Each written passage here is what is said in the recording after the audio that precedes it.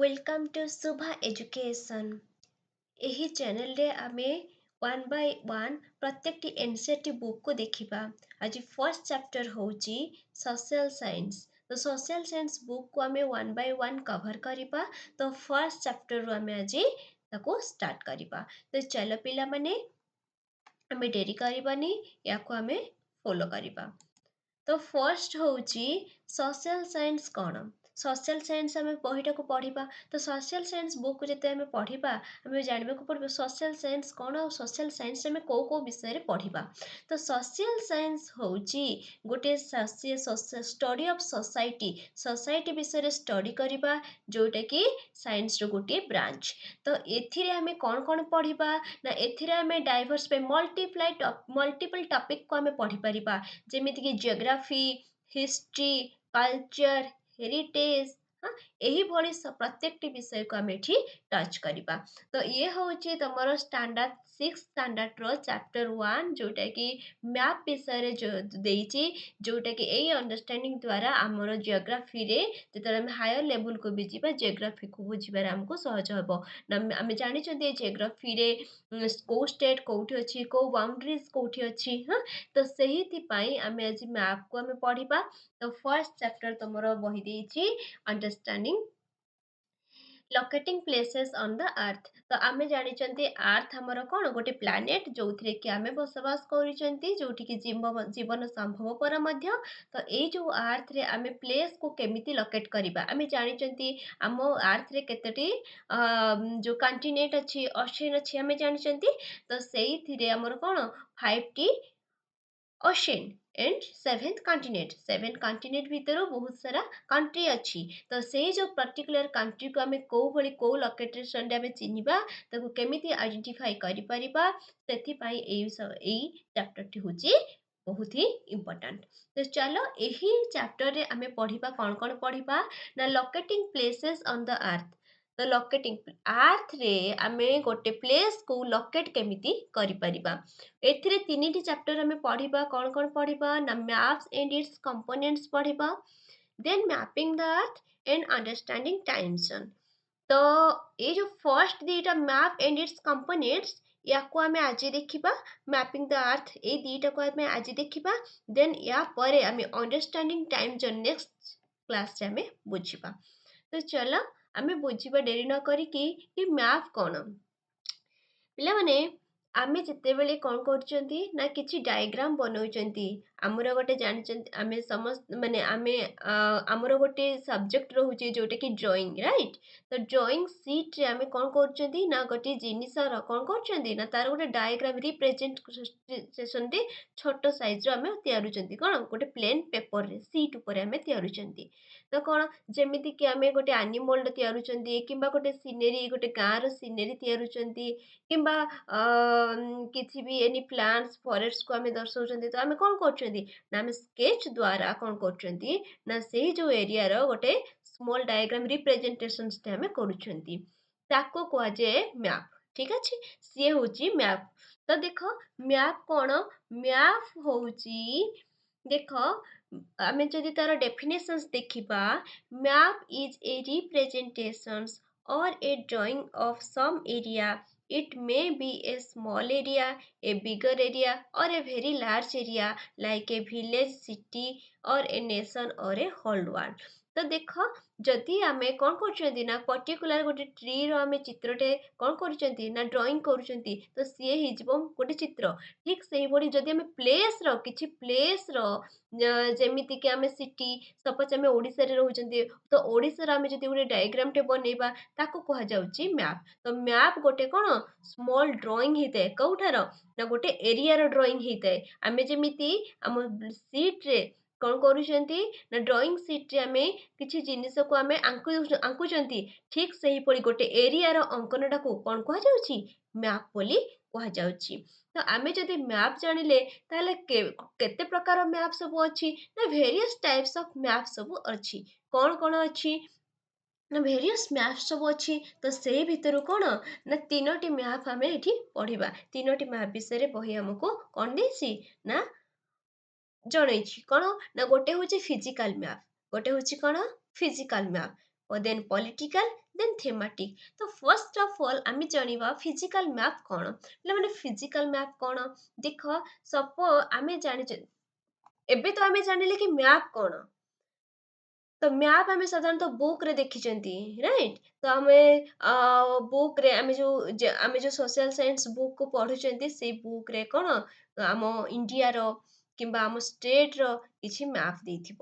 ଠିକ୍ ସେହିଭଳି ଯୋଉ ମ୍ୟାପ୍ ହେଉଛି କ'ଣ, ଠିକ୍ ସେହିଭଳି ମ୍ୟାପ୍ କ'ଣ କରୁଛି ନା କି ଗୋଟେ ବହି ଅଛି, ଯେମିତି ଆମେ ବୁକ୍ ପଢ଼ୁଛନ୍ତି ସେମିତି ଅନେକ ଗୁଡ଼ିଏ ମ୍ୟାପ୍ ଯୋଉ ବୁକ୍ରେ ଥାଏ ତାକୁ କ'ଣ କୁହାଯାଏ, ତାକୁ ଆଟଲାସ୍। ଅନେକ ଗୁଡ଼ିଏ କ'ଣ ମ୍ୟାପ୍ର ସମାହାର ହେଉଛି ଆଟଲାସ୍। ତ ଯଦି ଆମେ ଆଟଲାସ୍କୁ ଦେଖିବା, ଆଟଲାସ୍ରେ ଆମକୁ ଭେରିୟସ୍ ଟାଇପ୍ସ ଅଫ୍ ମ୍ୟାପ୍ ଆମକୁ ଦେଖାଦେବ। କ'ଣ କ'ଣ ଦେଖାଦେବ? ଗୋଟେ ମ୍ୟାପ୍ରେ ଥିବ କ'ଣ ନା କିଛି ଫିଜିକାଲ ଫିଚର୍ସ ସବୁ ଥିବ। ଦେନ୍ ଫିଜିକାଲ ମ୍ୟାପ୍ କ'ଣ, ତାକୁ କୁହାଯାଏ ଫିଜିକାଲ ମ୍ୟାପ୍। ତ ଫିଜିକାଲ ଫିଚର୍ସ ମାନେ କ'ଣ, ଯେମିତିକି ଓସେନ୍, ଟପୋଗ୍ରାଫି, ଆଉ କ'ଣ ନେଚୁରାଲ ଫିଚର୍ସକୁ ସେ ମାଉଣ୍ଟେନ୍ କୁ ଦର୍ଶାଇଥାଏ। ତାକୁ ଗୋଟେ ଆମେ ଆଟଲାସ୍ ଯେତେବେଳେ ଫଲୋ କରିବା, ଆମେ ଜାଣିପାରିବା କି କ'ଣ ବୋଲି ଜାଣିପାରିବା। ତ ଆମେ ଜାଣିପାରିବା କି କ'ଣ, ଯେ ଫିଜିକାଲ ମ୍ୟାପ୍ରେ ଆମେ କୋଉଠି ମାଉଣ୍ଟେନ୍ସ ଅଛି, କୋଉଠି ରିଭର ବଡି ଅଛି, ଓସେନ୍ ଅଛି, କୋଉ ଟପୋଗ୍ରାଫି କ'ଣ, ଆମେ ସେସବୁ ବିଷୟରେ ଜାଣିପାରିବା। ତ ଇଏ ହେଇଗଲା ଆମର ଫିଜିକାଲ ମ୍ୟାପ୍। ଦେନ୍ ଆସିଲା କ'ଣ, ପଲିଟିକାଲ ମ୍ୟାପ୍ ଆସିଲା। ତ ପଲିଟିକାଲ ମ୍ୟାପ୍ କ'ଣ? ଦେଖ, ପଲିଟିକାଲ ମ୍ୟାପ୍ ହେଉଛି ଇଏ ରିପ୍ରେଜେଣ୍ଟ କରିଥାଏ ଷ୍ଟେଟକୁ। ସପୋଜ ଆମେ ନେବା ଆମର କ'ଣ, ଆମ ଇଣ୍ଡିଆକୁ ନେବା। ଯଦି ଆମେ ଇଣ୍ଡିଆର ପଲିଟିକାଲ ମ୍ୟାପ୍ ଦେଖାଉଛନ୍ତି, ତାହେଲେ ଆମେ କ'ଣ ଜାଣିବା ନା ପଲିଟିକାଲ ମ୍ୟାପ୍ରେ ଆମର କେତୋଟି ରାଜ୍ୟ ଅଛି, କେତୋଟି ଷ୍ଟେଟ୍ ଅଛି, ସେ ଷ୍ଟେଟ୍ର କ୍ୟାପିଟାଲ କୋଉଠି ଅଛି, ଆମେ ସେସବୁ ବିଷୟରେ, ଷ୍ଟେଟ୍ ବାଉଣ୍ଡ୍ରିଜ୍ କୋଉଗୁଡ଼ା, ସେସବୁ ବିଷୟରେ ଆମେ ପଲିଟିକାଲ ମ୍ୟାପ୍ ଦ୍ୱାରା ଅବଗତ ହେଇପାରିବା। ତ ଇଏ ହେଇଗଲା ଆମର ପଲିଟିକାଲ ମ୍ୟାପ୍। ଦେନ୍ ଆସିଲା କ'ଣ ନା ଥେମାଟିକ୍ ମ୍ୟାପ୍। ତାହେଲେ ଥେମାଟିକ୍ ମ୍ୟାପ୍ କ'ଣ? ଥେମାଟିକ୍ ମ୍ୟାପ୍ ହେଉଛି ଗୋଟିଏ ମ୍ୟାପ୍ ଯୋଉଟାକି ସ୍ପେସିଫିକ୍ ମ୍ୟାପ୍ ବିଷୟରେ କହୁଛି। ଥେମାଟିକ୍ ମ୍ୟାପ୍ ହେଉଛି ଗୋଟେ ସ୍ପେସିଆଲ ମ୍ୟାପ୍ ଯୋଉଟାକି କିଛି କ'ଣ କରିଥାଏ ନା ଇଏ କିଛି ପର୍ଟିକୁଲାର ଜିନିଷ ବିଷୟରେ କହିଥାଏ। ସପୋଜ ଯେମିତି ଆମେ କହିବା, ସପୋଜ ଆମେ ଇଣ୍ଡିଆକୁ ନେବା। ଇଣ୍ଡିଆରେ କ'ଣ ହେଉଛି, କ୍ରପ୍ ପ୍ୟାଟର୍ନ। ଆମ ଜାଣିଛନ୍ତି ଆମ ଇଣ୍ଡିଆ ଗୋଟେ ଡାଇଭର୍ସ କଣ୍ଟ୍ରି, ଯୋଉଥିରେ କି ଭେରିୟସ୍ କାଇଣ୍ଡସ୍ ଅଫ୍ କ'ଣ ଅଛନ୍ତି, ପିପୁଲ ବସବାସ କରନ୍ତି, ରହନ୍ତି। ତ ଆଉ କ'ଣ ହୁଏ ନା ବିଭିନ୍ନ ଡିଫରେଣ୍ଟ ପାର୍ଟସରେ କ'ଣ ହୁଏ, ଡିଫରେଣ୍ଟ ଟାଇପ୍ର ଚାଷ ସବୁ ହୁଏ। କୋଉ ଚାଷ ମାନେ କୋଉଠି ହୁଏ, ଆଉ କ'ଣ ହୁଏ ନା ଆମେ ଜାଣିଛନ୍ତି ଆମର କ'ଣ ଆମ ଇଣ୍ଡିଆରେ ବହୁତ ସାରା ମାଇନ୍ସ ମଧ୍ୟ ଅଛି। ତ କୋଉ ମାଇନ୍ସ କୋଉଠି ଅଛି, କିମ୍ବା ଆମ ଇଣ୍ଡିଆର ରେନଫଲ୍ ପାଟର୍ନ କିପରି। ତ ଏହିଭଳି ସପୋଜ ମୁଁ ଯଦି କହିବି କି ନାଇଁ ମୋତେ ମୋ ରେନଫଲ୍ ପାଟର୍ନ, ଆମ ଇଣ୍ଡିଆର କୋଉ ଜାଗାରେ ପ୍ରବଳରୁ ଅତି ପ୍ରବଳ ବର୍ଷା ହୁଏ, କୋଉଟା ଆରିଡ୍ ରିଜନ୍, କୋଉଟା ସେମି ଆରିଡ୍, ଏଇସବୁ ବିଷୟରେ ଧାରଣା କିଏ ଦେଇଥାଏ ନା ଥେମାଟିକ୍ ମ୍ୟାପ୍ ଦେଇଥାଏ। ତ ଆମେ ଯଦି ଜାଣିବା କି କୋଉଠି କ'ଣ ଅଛି, ଧର ସପୋଜ ଆମେ ଆର୍ଥକ୍ୱେକ୍ ନେବା, ତ ଆମ ଇଣ୍ଡିଆର ଆର୍ଥକ୍ୱେକ୍ ଜୋନ୍ କୋଉ ଗୁଡ଼ାକ। ତ ଇଏ ହେଉଛି ଯୋଉ ମ୍ୟାପ୍ ଆମକୁ ଆର୍ଥକ୍ୱେକ୍ ବିଷୟରେ ସେ ଧାରଣା ଦେଇଥାଏ କି ଏଇ ପାର୍ଟସରେ ଆର୍ଥକ୍ୱେକ୍ ହବାର ସମ୍ଭାବନା ଅଛି, କି ଏଇଗୁଡ଼ାକ ଆର୍ଥକ୍ୱେକ୍ ଜୋନ୍, କିମ୍ବା ଏହିଗୁଡ଼ାକ କ'ଣ ଏଇ କଣ୍ଟ୍ରି। ସପୋଜ ଆମେ ଯଦି ଏଗ୍ରିକଲଚର ପ୍ରଡକ୍ଟକୁ ନେବା, ତ ଏଇଠି ରାଇସ୍ କଲ୍ଟିଭେସନ୍ ହୁଏ ଏଇ ପାର୍ଟସରେ। Suppose Punjab and Gujarat, parts of Punjab and Gujarat in the western side of India, ସେଠି କ'ଣ ହୁଏ ନା ବହୁତ ରାଇସ୍ କଲ୍ଟିଭେସନ୍ସ ହୁଏ। ତ ଯଦି ଆମେ ସେଇ ସବୁ ବିଷୟ, ଆଉ କୋଉଠି ରାଇସ୍ କଲ୍ଟିଭେସନ୍ସ ହୁଏ, ଓଡ଼ିଶାରେ ମଧ୍ୟ ରାଇସ୍ କଲ୍ଟିଭେସନ୍ସ ହୁଏ, ଆଉ ଯୋଉ ସବୁ ଜାଗାରେ କଲ୍ଟିଭେସନ୍ସ ହୁଏ, ସେହି ସବୁ ବିଷୟରେ ଆମକୁ କୋଉ ତଥ୍ୟ ଦିଏ, ଗୋଟେ ମ୍ୟାପ୍ କ'ଣ କରିବ ନା ସେ ସବୁଥି ବିଷୟରେ ଯିଏ ଧାରଣା ଦିଏ ତାକୁ କୁହାଯାଏ ଥେମାଟିକ୍ ମ୍ୟାପ୍। ଏ ସ୍ପେସିଫିକ୍ ଜିନିଷକୁ ସେ ଦର୍ଶାଇଥାଏ। ଇଏ ହେଉଛି ଥେମାଟିକ୍ ମ୍ୟାପ୍ସ। ତ ଇଏ ହେଇଗଲା ଆମର ସେଭେରାଲ କାଇଣ୍ଡସ୍ ଅଫ୍ ମ୍ୟାପ୍ସ। ତ ଦେଖ, ଆମେ ମ୍ୟାପ୍ସ ପଢ଼ିଲେ, ମ୍ୟାପ୍ସ କ'ଣ, ଯେମିତି ଆମେ ସ୍ମଲ୍ ଡ୍ରଇଂ ବନାଉଛନ୍ତି ଆମ ଡ୍ରଇଂ ସିଟ୍ରେ, ସେହିଭଳି ଗୋଟେ ଜାଗାର କ'ଣ କରିବା ନା ଆମେ ପ୍ଲେନ୍ ସିଟ୍ରେ ଗୋଟେ କ'ଣ କରୁଛନ୍ତି ନା ତାର ଗୋଟେ ଡ୍ରଇଂ ତିଆରୁଛନ୍ତି, ତାକୁ କୁହାଯାଉଛି ମ୍ୟାପ୍। ତ ମ୍ୟାପ୍ରେ ଆମେ କ'ଣ ପଢ଼ିଲେ ନା 3 କାଇଣ୍ଡସ୍ ଅଫ୍ ମ୍ୟାପ୍ ପଢ଼ିଲେ। କ'ଣ ନା physical maps, political map and thematics map political maps कौन दे थे ना फिजिकल फीचर्स विषय इनफॉरमेशंस दे थे एंड पॉलिटिकल मैप कौन प्रोवाइड करी थे इनफॉरमेशंस ना ये state boundaries state capitals how many states are there तो ये सब पॉलिटिकल मैप हमको दर्शाई थाए देन थेमेटिक्स मैप एबे जेमती कहली पूर्वरु थेमेटिक्स मैप किछि स्पेशलिटी को देखै थाए जेमती के एबे कहली रेनफॉल पैटर्न किंबा हमर क्रॉप डाइवर्सिटी किंबा हमर माइंस को जगह रे अछि को जगह मिनरल्स मिलुची मिनरल्स रो गोटे मैप ए सब धारणा देई थाए थेमेटिक मैप तो ଯେତେବେଳେ ଆମେ ମ୍ୟାପ୍ସକୁ ଦେଖୁଛନ୍ତି ସେତେବେଳେ ଆମକୁ थ्री कंपोनेंट्स को हमको जानवा को पड़िबो फर्स्ट ऑफ ऑल हमर होची जानवा पई हेले मैप को हमको एही तीनोटी कंपोनेंट्स को जानवा पई पड़िबो कोन कोन ना गोटे डिस्टेंस डायरेक्शंस एंड सिंबल गोटी आमे जेतेबेले कोन करछंती ना आमे जेतेबेले गोटे रियल प्लेस को जाउछंती सेतेबेले सेई रियल प्लेस एवं मैप भितरे किछि पार्थक्य थाए ना कौन पार्थक्य ना जेतेबेले आमे कौन करछंती ना गोटे प्लेस को जाउछंती जदि आमे धरि नबा आमर सिटी को जदि आमे धरि नबा आम सिटी को कौन करछंती आम सिटी रे कौन अछि ना रास्ता घाट अछि बिल्डिंग्स अछि आ कौन अछि रास्ता घाट बिल्डिंग्स हॉस्पिटल हाँ जनबसती जो कॉलोनी ए सब अछि तो सेही गुडा को आमे कोन गोटे स्मॉल छोट पेपर आंकिबा संभव हेई न थाए तो सेथि पाई हमें कोन करंती ना किछि सिंबल यूज करंती तो आउ कौन करती ना डिस्टेंस मो घर ठारू मो स्कूल दूरता केते तो से डिस्टेंस टाको सपोज मो घर रियल एरिया रे कौन हबो ना मो घर ठारू मो स्कूल दूरता कौन ना 500 मीटर तो 500 मीटर गोटे स्मॉल ड्राइंग शीट रे बनेबा कौन होए इम्पॉसिबल थाए तो सेथि पाई डिस्टेंस गोटे मेजर करे आउ कौन हुए ना डायरेक्शंस गोटे सिटी रो को डायरेक्शंस रे कौन अछि से सब मध्य मैप हमको तथ्य प्रदान करि थाए तो हमर थ्री कंपोनेंट्स जोटा कि मैप रो कौन कौन ना डिस्टेंस डायरेक्शंस एंड सिंबल ए तीनोटी को द्वारा हमें कौन करिबा गोटे मैप को भलो भाबे बुझी परिबा तो देख तो आमे तुमको गोटे एग्जांपल दउची फिजिकल पॉलिटिकल मैप तो तुम जानिଛ थेमेटिक मैप जेमिति कि मेजर क्रॉप विषय रे देख एई पार्ट्स गुडा रे कोन होची ना क्रॉप होची को क्रॉप सब कोन होची ग्रो होची कल्टीवेशन होची एवं ये देख रेनफॉल पैटर्न रो कोन करूची ना सूचना दउची एई भली मैप को कोन कहै जाय थेमेटिक मैप्स कहै जाय तो हमर जो तीनोटी कंपोनेंट्स अछि कौन कौन ना डिस्टेंस डायरेक्शंस एंड सिंबल ए तीनोटी विषय रे आमे जानिबा तो डायरेक्शंस कौन आमे छोट बळु पढी आछंती ना हमर फोर डायरेक्शंस अछि राइट तो देखो map points to four directions आमो मैप्स मध्ये पॉइंट्स करे फोर डायरेक्शंस को फोर डायरेक्शंस द्वारा ही आमे मैप रे को प्लेस को डायरेक्शंस रे अछि जानि परिबा तो देखो जेतेबेले आमे मैप्स को देखिबा सेतेबेले जेतो ऊपर मुहा आमो तो फर्स्ट ऊपर कौन हबो ऊपर मुहा अप अपवर्ड कौन थाए ना नॉर्थ डायरेक्शंस को आमे धरि थाउ जदि आमे क्लॉकवाइज ताको कौन करिबा मूव करिबा देन आसी जाए east then south then west तो आवर फोर डायरेक्शंस कौन north east south and west आको कौन कहा जाए ना आको कार्डिनल डायरेक्शंस कहा जाए आउ कौन कहा जाए कार्डिनल पॉइंट्स मध्य कहा जाए तो एही चारोटी दिरक को छाड़ी देले एही चारोटी डायरेक्शंस को छाड़ी देले आउरी कोन आउ चारोटी मध्य इंटरमीडिएट डायरेक्शंस मध्य अछि तो कौन कौन से गुडा को between north and east directions जो मध्य रे जो डायरेक्शंस अछि ताको नॉर्थ ईस्ट डायरेक्शंस कहा जाए and between east and south सेठी कौन अछि south east directions between south and west lies south and west directions and west and north between west and north there are lies the direction northwest तो एही भली हमर केतोटी Charoti intermediate directions मध्य अछि तो एहा सहाय्य रे भी आमे कोन करदी मैप रो को कोन रे कोन अछि आमे जानि पारू तो ये होउची देखो पिला माने ए होउची कार्डिनल डायरेक्शंस कोन किंबा कार्डिनाल डिरेक्शंस इंटरमीडिएट डिरेक्शंस एही विषय रे हमर मल्टीपल चॉइस एग्जाम रे क्वेश्चंस भी आसी पारे। तो ये होची डिरेक्शंस हे गला।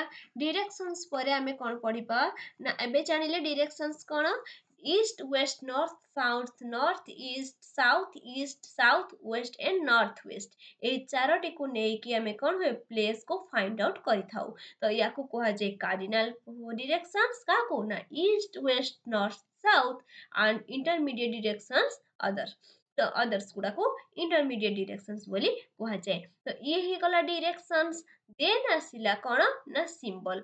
एबे जेमिति पूर्वरु पिला माने कहिथिली कोन कहिथिली ना जेते बेले हमें मैप्स को देखुचंती गोटे बड़ एरिया रो किबा गोटे एरिया रो जे स्मॉल सिटी और ए टाउन और एनी विलेज रो जदि हमें गोटे कोन करिबा ना गोटे मैप को हमें करिबा तार गोटे रिप्रेजेंटेशन हमें गोटे सीट रे करिबा गोटे गाँ रो मध्य सेठी कोन हबो ना एते बड़ एरिया को गोटे स्मॉल सीट ऑफ पेपर रे देखैबा संभवपर हेई न थाए। तो ताहाको दर्शाइबा पई हमको कोन दरकार पड़े ना किछि सिंबल व्यवहार କରିବାକୁ पड़े जो गुडाक कोन पॉपुलस एरिया जो गुडाक कॉलोनी ताको किछि एरिया द्वारा हमको कोन କରିବାକୁ पड़े ना कोन କରିବାକୁ पड़े ताको मध्य किछि हमें सिंबल द्वारा रिप्रेजेंटेशंस କରିବାକୁ पड़े स्कूल हॉस्पिटल कोठी रिवर बॉडी अछि कोउटा हमर रोड जाइछि। तो एही सब विषय रे कोन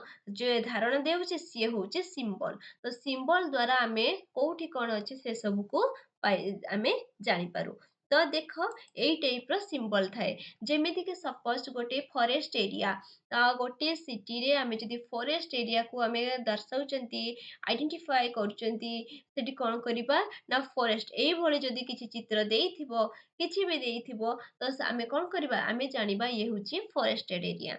तो कोउटा लैंड एरिया एई भଳି लैंड किबा वाटर बॉडी कोउठी माउंटेन्स अछि हैला एई भଳି ए देखो स्मॉल सिटी और टाउन रिवर पार्क कोउठी अछि हॉस्पिटल कोउठी अछि एई भଳି किछि सिंबल द्वारा जो प्लेस को रिप्रेजेंट करा हेते ताको कहा जाउछि सिंबल। तो ये हे गला हमर थ्री कंपोनेंट्स भितरु आमे एबे पढिले टू कंपोनेंट्स गोटे होछि डायरेक्शंस एंड अदर टी होछि सिंबल। देन नेक्स्ट आसिला डिस्टेंस। तो डिस्टेंस कोन देखो distance is a measure of the space between one place and another measure in things like meter kilometer yard or miles जेमिति कि using scale like जेमिति कि देख आमे जदि एबे गोटे आम घर टारू हॉस्पिटल दूरता केते सपोज आम घर टारू हॉस्पिटल दूरता 1 किलोमीटर। तो 1 किलोमीटर को आमे कोन करि परिबानी देखै परिबानी कोठी गोटे स्मॉल शीट ऑफ पेपर पर आमे देखै परिबानी आदो गोटे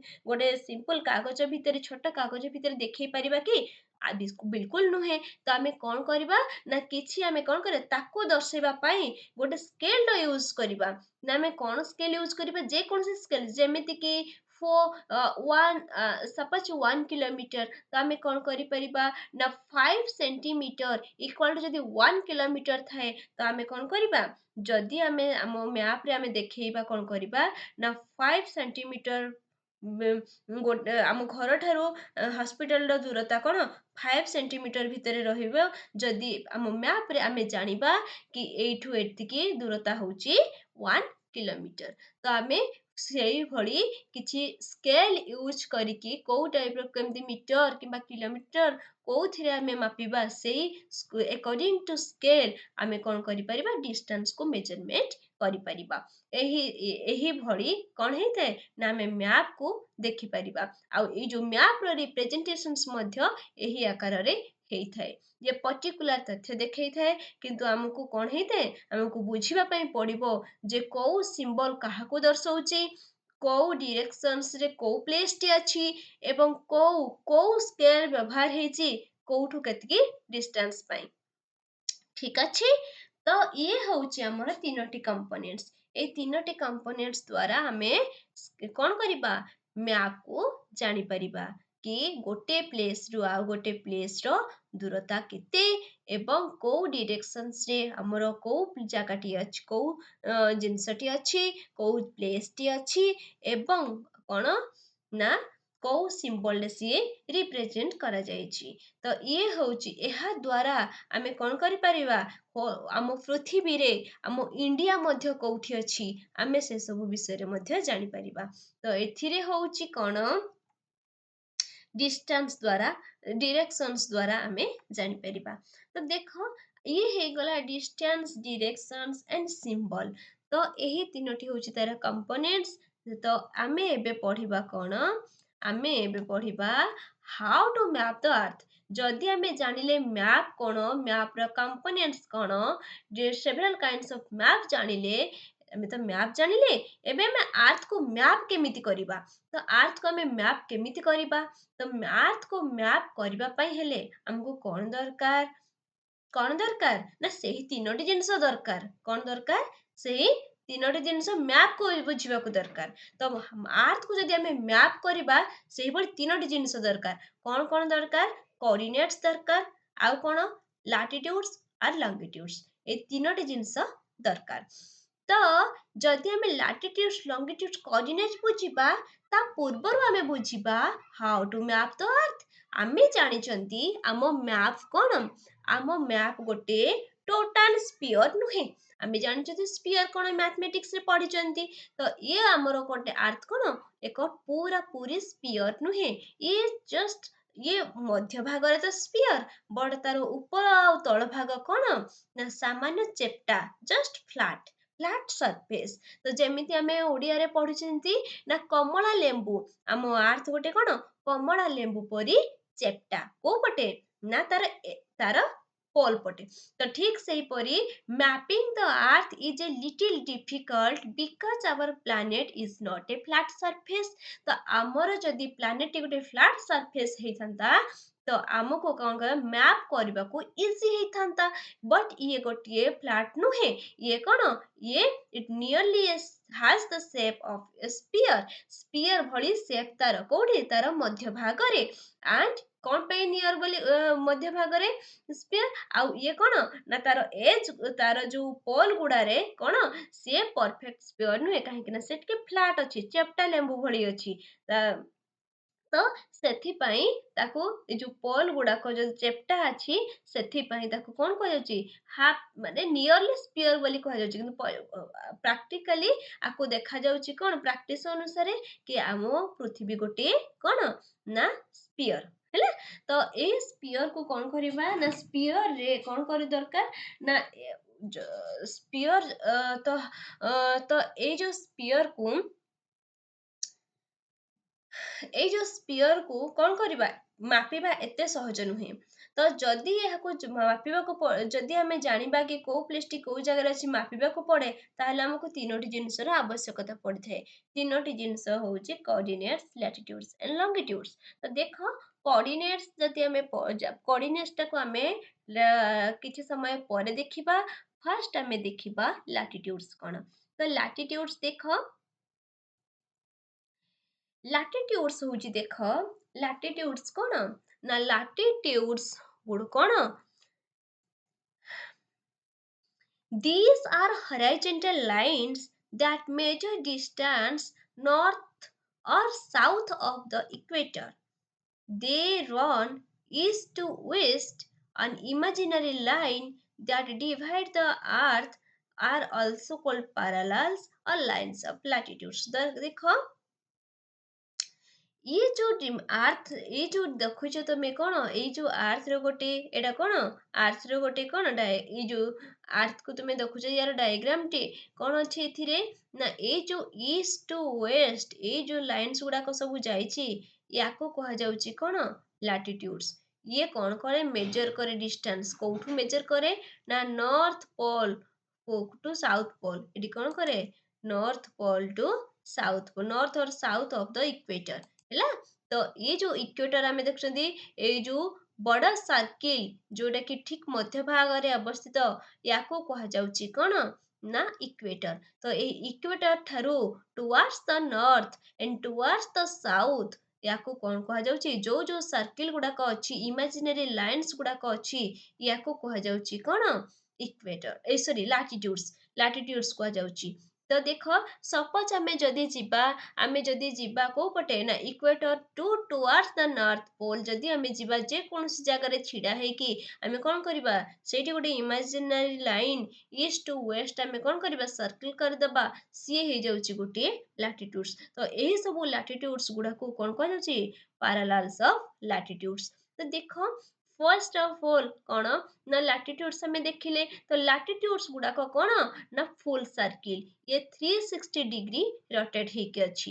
ଏବଂ ଯୋଉ କଣ ନା ଏଇ ଯୋଉ ଫାର୍ଷ୍ଟ ଯୋଉ ଆମେ ଇକ୍ୱେଟରଟି ଦେଖୁଛନ୍ତି, ଇକ୍ୱେଟର ଓଡିଆ ଯାହାକୁ ବିଷୁବ ରେଖା ବୋଲି କୁହାଯାଏ, ତ ଇଏ ଯୋଉ ଇକ୍ୱେଟର ଯୋଉ ବଡ ସର୍କିଲଟି ଆମେ ଦେଖୁଛନ୍ତି କଣ ନା ଠିକ ମଧ୍ୟ ଭାଗରେ ଅବସ୍ଥିତ, ୟାକୁ 0 ଡିଗ୍ରୀ ଦ୍ଵାରା ରିପ୍ରେଜେଣ୍ଟ କରାଯାଏ।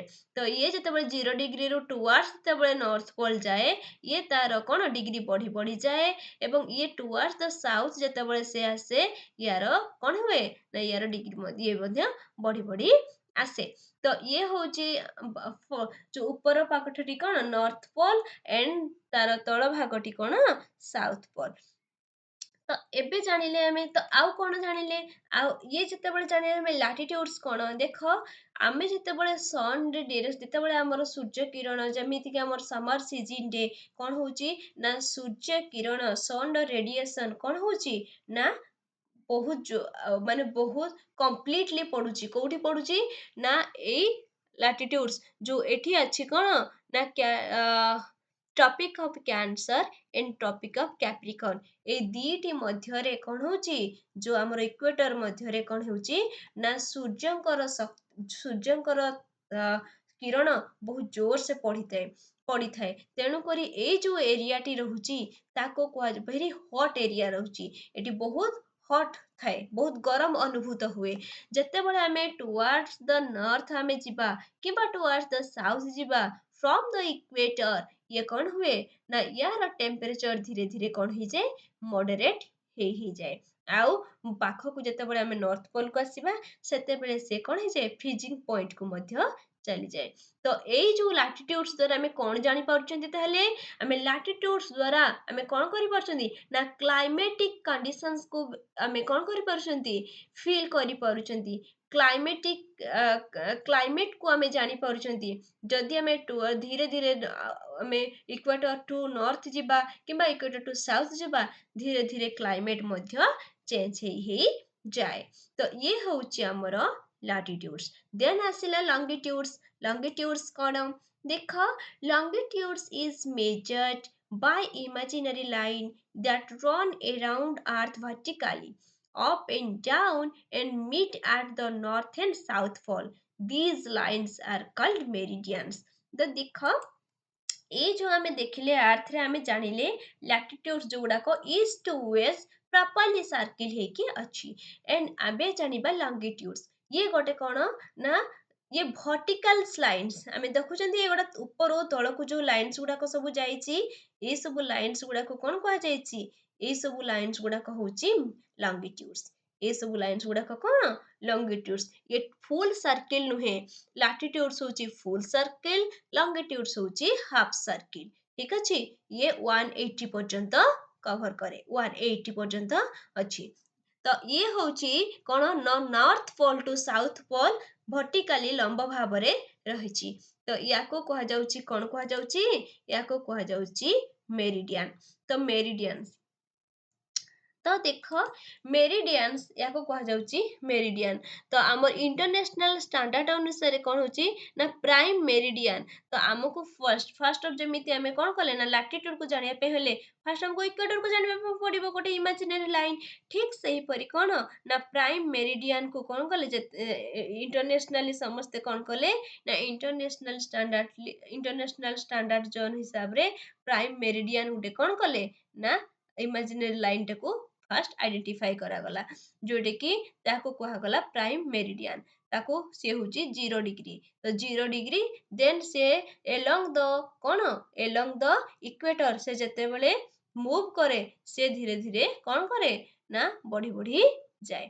ତ ଇଏ ହେଇଗଲା ଆମର କଣ ଲଙ୍ଗିଟ୍ୟୁଡସ୍। ତ ଲଙ୍ଗିଟ୍ୟୁଡ୍ସ ଏ ସବୁ ଯୋଉ ଲଙ୍ଗିଟ୍ୟୁଡ୍ସ ଗୁଡାକୁ ଅଛି ଆକୁ କଣ କୁହାଯାଉଛି ମେରିଡିଆନ୍ସ କୁହାଯାଉଛି। ଲଙ୍ଗିଟ୍ୟୁଡ୍ସ ଦ୍ୱାରା ଆମେ କଣ ହେଇଥାଉ ଯେତେବେଳେ ଯଦି ଆମେ ସପୋଜ ଆମେ ନର୍ଥ ପୋଲ ଟୁ ସାଉଥ ପୋଲ ଆମେ କଣ କରୁଛନ୍ତି ଆମେ ଯଦି along the latitudes ମାଧ୍ୟମରେ ଆମେ କଣ କରୁଛନ୍ତି ନା ନର୍ଥ ପୋଲ ଟୁ ସାଉଥ ପୋଲ ଆମେ କଣ କରୁଛନ୍ତି ନା ଟ୍ରାଭେଲ କରିବା ଯୋଉ ଯୋଉ ଲଙ୍ଗିଟ୍ୟୁଡ୍ସ ରେ ଆମେ ଟ୍ରାଭେଲ କରିବା ସବୁଥିରେ ତାର ଦୂରତା ସମାନ ରହିଥାଏ। ତ ଏହି ଲଙ୍ଗିଟ୍ୟୁଡ୍ସ ଦ୍ୱାରା ଆମେ ଆମକୁ କଣ ଦରକାର ଆମେ ଯୋଉ ଟାଇମ ବ୍ୟବହାର କରୁଛନ୍ତି ଟାଇମ ଜୋନ୍ ବ୍ୟବହାର କରୁଛନ୍ତି ଟାଇମ ବ୍ୟବହାର କରୁଛନ୍ତି ଯୋଉ ଟାଇମ ଜୋନ୍ ଅଛି ଏ ଲଙ୍ଗିଟ୍ୟୁଡ୍ସ ଦ୍ୱାରା କଣ ହୁଏ ନା ଟାଇମ ଜୋନ୍ ର ଏଇ ଲଙ୍ଗିଟ୍ୟୁଡ୍ସ ଦ୍ୱାରା ଆମକୁ ଟାଇମ ଅନୁଭୂତ ହେଇଥାଏ ଆଉ ତାକୁ ଟାଇମ ଜୋନ୍ ବି ଏଇଥିରୁ ଲଙ୍ଗିଟ୍ୟୁଡ୍ସ ରୁ କଣ ହେଇଛି ଦର୍ଶାଯାଇଛି। ତ ଦେଖ ଏଇ ଯୋଉ ଲଙ୍ଗିଟ୍ୟୁଡ୍ସ ଗୁଡାକ ଦ୍ୱାରା ଆଉ କଣ ହୁଏ ନା ଏଥିରେ ଆମେ ଦିନ ଆଉ ରାତି ଭିତରେ ପାର୍ଥକ୍ୟ ମଧ୍ୟ ପାଇଥାଉ। କେମିତି ନା କିଛି ଜାଗାରେ କଣ ହୁଏ ଯଦି ଦିନ ହେଇଥିବ ଆଉ କିଛି ଜାଗାରେ ରାତି ଅନୁଭୂତ ହୁଏ। ଦିନ ଯେମିତିକି ଆମ ଇଣ୍ଡିଆରେ ଯଦି କଣ ହେଇଛି ଏବେ ଦିନ ହେଇଛି ତାହେଲେ ଆମେରିକାରେ କଣ ହେଇଥିବ ରାତି ହେଇଥିବ। ତ ଏହି ସବୁ ପାର୍ଥକ୍ୟ କାହା ଦ୍ୱାରା ଆମେ ଜାଣିଥାଉ ଇଏ ହଉଛି ଲଙ୍ଗିଟ୍ୟୁଡ୍ସ ଦ୍ୱାରା। ତ ଇଏ ଏଇ ଯୋଉ ଲଙ୍ଗିଟ୍ୟୁଡ୍ସ ଦ୍ୱାରା ଆମେ କଣ କରୁ ନା ଆମେ ଟାଇମକୁ ବୁଝିପାରୁ ଟାଇମକୁ ମ୍ୟାନେଜମେଣ୍ଟ ମଧ୍ୟ କରିପାରୁ। ତ ଏଇ ଯୋଉ ନେକ୍ସଟ ଚାପ୍ଟରରେ ଯୋଉ ଟାଇମ ଜୋନ୍ ପଢିବା ଲଙ୍ଗିଟ୍ୟୁଡକୁ ବେସ୍ କରିକି କଣ ହେଇଛି ଆମର ଟାଇମ ଜୋନ୍ ଆସିଛି। ତ ଟାଇମ ଜୋନ୍ କଣ ଟାଇମ ଜୋନ୍ ଦ୍ୱାରା ଆମେ କେମିତି ଆର୍ଥର ମାନେ ପର୍ଟିକୁଲାର ଟାଇମକୁ ଫାଇଣ୍ଡ ଆଉଟ୍ କରିବା ଆଉ କଣ ଏ ସବୁ ବିଷୟରେ ପର୍ଟିକୁଲାର ଆମେ ସବୁ ନେକ୍ସଟ ଭିଡିଓରେ ପଢିବା। ତ ଇଏ ହଉଛି ଲାଟିଟ୍ୟୁଡ୍ସ ଆଣ୍ଡ ଲଙ୍ଗିଟ୍ୟୁଡ୍ସ।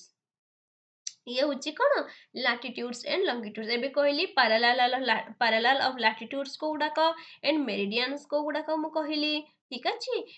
ଦେଖ ପ୍ରାଇମ ମେରିଡିଆନ ଯୋଉଟା 0 ଡିଗ୍ରୀରେ ରିପ୍ରେଜେଣ୍ଟ ହେଇଛି ଦେନ୍ ଇଏ ବଢି ବଢି ଯାଇକି 180 ପର୍ଯ୍ୟନ୍ତ ଯାଇଛି। ଆଉ ଇଏ କଣ north pole and south pole north pole କୁ 90 ଡିଗ୍ରୀ ସାଉଥ ପୋଲ ବି 90 ଡିଗ୍ରୀରେ ରିପ୍ରେଜେଣ୍ଟ କରାଯାଏ ଆଣ୍ଡ ଇକ୍ୱେଟର ଅଲସୋ 0 ଡିଗ୍ରୀ। ତ ଦେଖ ଏଥିରେ ହଉଛି କଣ ନା ଆମେ ଜାଣିଲେ ନା ଇକ୍ୱେଟର କଣ ପାରାଲାଲ୍ସ ଅଫ ଲାଟିଟ୍ୟୁଡ୍ସ ଆଣ୍ଡ ମେରିଡିଆନ୍ସ କଣ ଏଥିରେ ଆମେ ଜାଣିଲେ ଲଙ୍ଗିଟ୍ୟୁଡ୍ସ ଲାଟିଟ୍ୟୁଡ୍ସ କୋଅର୍ଡିନେଟ୍ସ କଣ ଦେଖ ଏ ସବୁ ଯୋଉ ଦେଖୁଛ ଲଙ୍ଗିଟ୍ୟୁଡ୍ସ ଆଣ୍ଡ ଲାଟିଟ୍ୟୁଡ୍ସ ଯୋଉ ରିପ୍ରେଜେଣ୍ଟ କରାଯାଇଛି ସିଏ ଗୋଟେ ଗ୍ରିଡ ଫଲୋ କରୁଛି isn't it? ତ ଗ୍ରିଡ ଯୋଉ ଫଲୋ କରୁଛି ଇଏ ଗୋଟେ ଗ୍ରିଡ ଦେଖାଉଛ ଏଇ ଯୋଉ ଗ୍ରିଡ ଦେଖୁଛ ଏଇ ଗ୍ରିଡ କୁ କୁହାଯାଉଛି କୋଅର୍ଡିନେଟ। ସପୋଜ ମୁଁ କହିବି କି ଦେଖ ଇକ୍ୱେଟରଟି ଦେଖ ସପୋଜ ମୁଁ କହିବି କି ସାହାରା ସାହାରା ସାହାରା ଡିଜର୍ଟ କୋଉଠି ଅଛି। ତ ଆମେ କଣ କରିବା ସାହାରା ଡିଜର୍ଟ କୋଉଠି ଅଛି କଣ ଜାଣିବା ନା କୋଉ ଦେଖ ଏଠି କୋଉ ଆମେ କେମିତି ଜାଣିବା ନା ଦେଖ ଇକ୍ୱେଟର କଣ 0 ଡିଗ୍ରୀ ଆଣ୍ଡ କଣ ଏଇ ଯୋଉ ନର୍ଥ ଏଇ ଯୋଉ ଏଇଟା କଣ ଲାଟିଟ୍ୟୁଡ୍ସ ଯାଇଛି ଏଇଟାକୁ ଏଇଟା 15 ଡିଗ୍ରୀ ହେଲା 15 ଡିଗ୍ରୀ କିମ୍ବା 30 ଡିଗ୍ରୀ ଲାଟିଟ୍ୟୁଡ ମଧ୍ୟ ଦେଇକି କଣ ହେଇଛି ନା ଆମର ସାହାରା ଡିଜର୍ଟ ଯାଇଛି। ତ ଠିକ ସେହିଭଳି ଲାଟିଟ୍ୟୁଡ୍ସ ଏଣ୍ଡ ଲଙ୍ଗିଟ୍ୟୁଡ୍ସ ମାଧ୍ୟମରେ ଆମେ କଣ କରିପାରିବା ନା ଆମେ କୋଅର୍ଡିନେଟ୍ସ ବାହାର କରିବା ଆଉ କୋଅର୍ଡିନେଟ୍ସ ଦ୍ୱାରା ଆମେ କଣ କରିପାରିବା ନା ଗୋଟେ ପର୍ଟିକୁଲାର ପ୍ଲେସକୁ ଫାଇଣ୍ଡ ଆଉଟ୍ କରିପାରିବା। ତମ ସହଜ ସାଧ୍ୟ ପାଇଁ ମୁଁ ଆଉ ଥରେ ଗୋଟେ ଏକ୍ସାମ୍ପଲ ଦଉଛି କୋଅର୍ଡିନେଟ୍ସ କଣ ଦେଖ ସପୋଜ ତୁମେ ତୁମ ସାଙ୍ଗକୁ ଆଜି ଇଭିନିଂରେ ମିଟ୍ କରିବାକୁ ଚାହୁଁଛ ତ ତମେ କଣ କହିବ ତୁମ ସାଙ୍ଗକୁ ନା ମୁଁ ତୁମକୁ ଆଜି ମିଟ୍ କରିବି ତମ ସାଙ୍ଗ କହିବ ୟେସ୍ ଠିକ ଅଛି ଫ୍ରେଣ୍ଡ ମିଟ୍ କରିବା। ତ ଦେନ୍ ତାପରେ କଣ ହେଇଛି ନା ତମ ସାଙ୍ଗ କିନ୍ତୁ କଣ ହେଇଛି ତୁମ ସେ ଲୋକାଲିଟିର କୌଣସି ଜିନିଷକୁ ସେ ଜାଣିନି ନ୍ୟୁ ସେ ବାହାରୁ ଆସିଛି ତ ତୁମେ କଣ କରିବ ନା କୋଉଠି ତୁମେ ତାକୁ ଦେଖା କରିବ ସିଏ ଜାଣିନି ତ ତୁମେ କଣ କରିବ ନା ତୁମେ କହିବ ଦେଖ ତମେ ଯୋଉ ସିଟିରେ ତୁମେ ଯୋଉ ଦୋକାନ ମାର୍କେଟରେ ଦେଖା କରିବ ସିଏ କଣ ହେଇଯିବ କୋଅର୍ଡିନେଟିକାଲି ଗ୍ରେଡ ଦ୍ଵାରା କଣ ହେଇଛି କଲମ ଆଉ ର ଦ୍ଵାରା କଣ ହେଇଛି ସବୁ ସପ୍ ଗୁଡାକ ରିପ୍ରେଜେଣ୍ଟ ହେଇଛି। ତ ତୁମେ ଗୋଟେ ସପରେ ତାକୁ ଦେଖା କରିବ ତ କଣ କରିବ ତାପରେ ତ ତମେ କହିବ କଣ କରିବ ନା ମୁଁ ଥାର୍ଡ ର ର ସେକେଣ୍ଡ କଲମରେ जो ସପ୍ଟି ଅଛି ମୁଁ ସେଇଠି ତମକୁ ଦେଖା କରିବି। ତ ସିଏ ଆରାମରେ କ'ଣ ହବ ନା ସେ ଥାର୍ଡ ର ସେକେଣ୍ଡ କଲମକୁ ଯିବ, ସେଇଠି ତମକୁ ଅପେକ୍ଷା କରିବ ଏବଂ ତମେ ତାକୁ ଦେଖା ହେଇପାରିବ। ଠିକ୍ ସେଇଭଳି ଇଏ ହେଉଛି ଲାଟିଟ୍ୟୁଡ୍ସ ଏଣ୍ଡ ଲଙ୍ଗିଟ୍ୟୁଡ୍ ଦ୍ୱାରା କ'ଣ ହୁଏ ନା ପର୍ଟିକୁଲାର ଲୋକେସନର ଆମକୁ କ'ଣ ମିଳେ, ଆମକୁ ତଥ୍ୟ ପ୍ରଦାନ କରିଥାଏ, ତଥ୍ୟ ମିଳିଥାଏ। ତ ଇଏ ହେଇଗଲା ଆମର ଲାଟିଟ୍ୟୁଡ୍ସ ଲଙ୍ଗିଟ୍ୟୁଡ୍ସ। ଦେନ୍ ଦେଖ ଆର୍ଥକୁ ଆମେ ଯେତେବେଳେ ଦେଖୁଛନ୍ତି ତ କ'ଣ ହେଉଛି ନା ଆମେ ଜାଣିଛନ୍ତି ଗୋଟେ ଇମାଜିନାରୀ ଲାଇନ୍ ଯୋଉଟାକି ମଧ୍ୟଭାଗରେ ଯୋଉଟା ଅବସ୍ଥିତ ତାକୁ କୁହାଯାଉଛି ଇକ୍ୱେଟର। ତ ଇକ୍ୱେଟର ଆମେ ଯଦି ଦେଖିବା, ଦେଖ ଯଦି ଆମେ ମଧ୍ୟଭାଗରେ ଆମେ ଯଦି ଆର୍ଥକୁ ଦେଖିବା, ଇକ୍ୱେଟରକୁ ଦେଖିବା, ତ ଆମର ଯୋଉ ଆର୍ଥଟି ଅଛି, ଆର୍ଥରେ କ'ଣ ହେଉଛି ନା ଆର୍ଥକୁ ସେ ଦୁଇ ଭାଗରେ ବିଭକ୍ତ କରୁଛି। ଇଟ୍ ଡିଭାଇଡେଡ୍ ଇଣ୍ଟୁ ଟୁ ଟାଇପ୍ସ। ତ କ'ଣ ନା ଫାର୍ଷ୍ଟ ଯୋଉ ଗୋଟେ ଅଛି କ'ଣ ନା ନର୍ଥ ୱାର୍ଡ, ଇଏ ତ ନର୍ଥ ପୋଲ, ଆମେ ଜାଣିଛନ୍ତି ଏ ସାଉଥ ପୋଲ। ତ ଇଏ ନର୍ଥ ପୋଲ, ନର୍ଥ ପୋଲ ଯୋଉ ଅଛି ୟାକୁ କୁହାଯାଉଛି ଏ ଦିଟା ହେମିସ୍ଫିୟର ଆମକୁ କ'ଣ କରେ ଡିଭାଇଡ କରେ। ୟାକୁ କୁହାଯାଏ ନର୍ଦର୍ନ ହେମିସ୍ଫିୟର ଏଣ୍ଡ ତଳ ପଟଟାକୁ କୁହାଯାଏ ସଦର୍ନ ହେମିସ୍ଫିୟର। ତ ଆମେ ଜାଣିଲେ ଇକ୍ୱେଟର ଡିଭାଇଡେଡ ଦ earth into two parts, one ହେଉଛି northern hemisphere, then ହେଉଛି southern hemisphere। ଠିକ୍ ସେହିଭଳି କ'ଣ ଆମେ ଯଦି କରିବା, କ'ଣ କରିପାରିବା, ଦେଖ ଆମେ ଏଇ ଆର୍ଥର ଆଉ ଗୋଟେ ଇମାଜିନାରୀ ଲାଇନ୍ କ'ଣ ଇମାଜିନାରୀ ଲାଇନ୍ ପ୍ରାଇମ ମେରିଡିଆନ୍, ଯୋଉଟା କି କ'ଣ ଲାଟିଟ୍ୟୁଡ୍ସ। ତ ଯଦି ଆମେ କହିବା ଇଏ ବି କ'ଣ ହେଉଛି ଇଏ ଇଷ୍ଟୱାର୍ଡ, ଇଏ ଇଷ୍ଟ ଏଣ୍ଡ ଇଏ ୱେଷ୍ଟ, ଏ ହେମିସ୍ଫିୟର ହିସାବରେ ବି ମଧ୍ୟ କ'ଣ କରୁଛି ଡିଭାଇଡ କରୁଛି। ତ ଆମେ ଜାଣିଲେ ଆମର ଦିଟି ହେମିସ୍ଫିୟର ଅଛି, northern hemisphere and southern hemisphere ହେଲା। ଆଉ କ'ଣ ଜାଣିଲେ, ଦେଖ northern hemisphere and southern hemisphere. ତ ଏବେ ତମେ କହିପାରିବ ଆମ ଇଣ୍ଡିଆଟି କୋଉ ହେମିସ୍ଫିୟର ଅଛି? ଦେଖ ଆମ ଇଣ୍ଡିଆଟି ଦେଖ, ଏଇଟା ଦେଖାଯାଉଛି ଯୋଉଟା, ସେଇଟା ହେଉଛି ଆମ ଇଣ୍ଡିଆ। ତ ଆମ ଇଣ୍ଡିଆ ଆର୍ଥର ନର୍ଦର୍ନ ହେମିସ୍ଫିୟରରେ ଅବସ୍ଥିତ। ବୁଝିପାରୁଛ? ତ ଏହା ଦ୍ୱାରା ଆମେ କ'ଣ କରିପାରିବା, ଏବେ ଆମେ ସବୁ ମ୍ୟାପକୁ ଭଲ ଭାବେ ଦେଖିପାରିବା, ବୁଝିପାରିବା ଏବଂ ପର୍ଟିକୁଲାର ଜାଗାକୁ ଆମେ ଫାଇଣ୍ଡ ଆଉଟ୍ କରିପାରିବା। ତ ଦେଖ ପିଲାମାନେ, ଆମେ ଏଇ ଚ୍ୟାପ୍ଟରରେ କ'ଣ ପଢ଼ିଲେ ନା ମ୍ୟାପ୍ କ'ଣ ପଢ଼ିଲେ। Map is a small representations of the any area. ତ ଏନି ଏରିଆର ଗୋଟେ ରିପ୍ରେଜେଣ୍ଟେସନ୍ସ ହୋଇଥାଏ ମ୍ୟାପ୍। ଦେନ୍ ଜାଣିଲେ ମ୍ୟାପ୍ କେତେ ପ୍ରକାରର, ସେଭେରାଲ କାଇଣ୍ଡସ୍ ଅଫ୍ ମ୍ୟାପ୍ ଆମେ ଜାଣିଲେ। କ'ଣ ନା physical, political and thematic. Physical map ହେଉଛି ଫିଜିକାଲ ଫିଚର ବିଷୟରେ ଯେ ଧାରଣା ପ୍ରୋଭାଇଡ କରିଥାଏ ଇନଫର୍ମେସନ୍ସ, ତାହାକୁ ଫିଜିକାଲ ମ୍ୟାପ୍ କୁହାଯାଏ। ଲାଇକ୍ କ'ଣ ଓସେନ୍, ଟପୋଗ୍ରାଫି, ମାଉଣ୍ଟେନ୍ସ, ଓକେ, ୟାକୁ କୁହାଯାଉଛି ଫରେଷ୍ଟ, ୟାକୁ କୁହାଯାଉଛି କ'ଣ ଫିଜିକାଲ ମ୍ୟାପ୍ସ, ଯିଏ ଏସବୁ ବିଷୟରେ ଇନଫର୍ମେସନ୍ସ ଦେଇଥାଏ। ଦେନ୍ ଆସିଲା ପଲିଟିକାଲ ମ୍ୟାପ୍ସ, ପଲିଟିକାଲି ରିପ୍ରେଜେଣ୍ଟ କରିଥାଏ ଷ୍ଟେଟ୍ ବାଉଣ୍ଡ୍ରିଜକୁ, କ୍ୟାପିଟାଲ୍ସକୁ, ହେଲା, ସିଟିକୁ, ଏସବୁ ବିଷୟରେ କ'ଣ କରିଥାଏ ପଲିଟିକାଲ ମ୍ୟାପ୍, ଏସବୁ ବିଷୟରେ ସିଏ କମ୍ପ୍ଲିଟଲି ଆମକୁ କ'ଣ କରିଥାଏ ଇନଫର୍ମେସନ୍ସ ଦେଇଥାଏ। ଦେନ୍ ଆସିଲା ଥେମାଟିକ୍ ମ୍ୟାପ୍ସ। ଥେମାଟିକ୍ ମ୍ୟାପ୍ସ କ'ଣ? ଥେମାଟିକ୍ ମ୍ୟାପ୍ସ ଗୋଟିଏ ମ୍ୟାପ୍ ଯିଏକି ସ୍ପେସିଫିକ୍ ଇନଫର୍ମେସନ୍ସ ଦେଇଥାଏ କିଛି ଜିନିଷ ବିଷୟରେ, ଯେମିତିକି what is the rainfall, what is the rainfall of India, rainfall ଇଣ୍ଡିଆର ରେନଫଲ୍ କ'ଣ, କିପରି ମାନେ କୋଉ ଷ୍ଟେଟରେ କେତେ ରେନଫଲ୍ ଅନୁଭୂତ ହୁଏ, ସେହି ସବୁ ବିଷୟରେ କିଏ ନା ଥେମାଟିକ୍ସ ମ୍ୟାପ୍ ସବୁ କ'ଣ ଦେଇଥାଏ ଇନଫର୍ମେସନ୍ସ ଦେଇଥାଏ। ସପୋଜ ଆମେ ଯଦି କହିବା ନା ସୁଗାର କେନ୍, ସୁଗାର କେନ୍ ଗୋଟେ କ'ଣ ନା ଗୋଟେ ଏଗ୍ରିକଲଚରାଲ ପ୍ରଡକ୍ଟ। ତ ସୁଗାର କେନ୍ ଗୋଟେ ଯୋଉ କ୍ରପ୍, ସେ କୋଉଠି କ'ଣ ହେଉଛି ନା ଚାଷ ହେଉଛି। ଆମ ଇଣ୍ଡିଆର କୋଉ ପକେଟରେ ସୁଗାର କେନ୍ ଚାଷ ହେଉଛି, ସେଇ ସବୁ ବିଷୟରେ କିଏ ଯଦି ଗୋଟେ ଥେମାଟିକ୍ ମ୍ୟାପ୍ ସୁଗାର କେନ୍ ବିଷୟରେ ମଧ୍ୟ କ'ଣ ଦେଇଥିବ ଇନଫର୍ମେସନ୍ସ ଦେଇଥାଏ। ଏଇଭଳି ସେ various types of subject, various types of ଜିନିଷକୁ ସେ ପର୍ଟିକୁଲାରଲି ଦେଖେଇଥାଏ। ତ ଇଏ ହେଇଯାଇଛି ଆମର କ'ଣ